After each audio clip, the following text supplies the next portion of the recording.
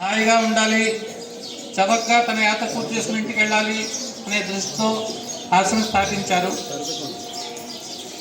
రాను యాత్రికుల సంఖ్య ఎక్కువ అవడం వలన ఈ కాశీ కైలాస భవనం ఇప్పుడు మనం ఉన్న బిల్డింగ్ కూడా సుమారు 7 సంవత్సరాలు అయిందని తీసుకుని సుమారు 500 గజాలు ఇది ఉంది.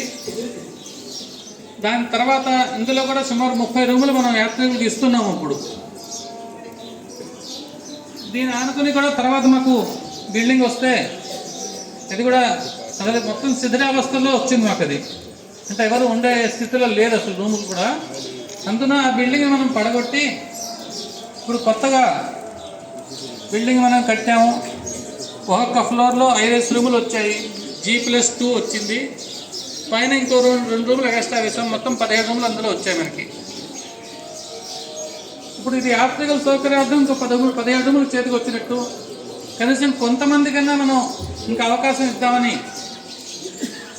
మాకేంటంటే వచ్చిన వాళ్ళందరికీ ఇద్దామని ఒక ఆశ, కానీ ఇవ్వలేను. ఎక్కువ శాతం లేము, అట్లా ఉంది పరిస్థితి. వచ్చే వాళ్ళందరికీ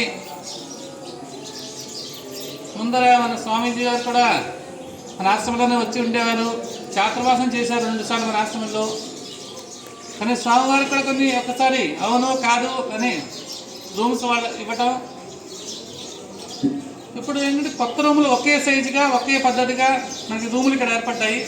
ఆ బిల్డింగ్లో ఏంటంటే పాతకాలంలో అప్పటి ఆలోచన ప్రకారం రూములో బాత్రూమ్ ఉండకూడదు అని కొంతమంది, రూమ్లో పరుపులు ఉండకూడదు అని కొంతమంది, అట్లా చేసుకుంటూ అప్పుడు ఉత్త బల్లలే ఉండేవి రూములో.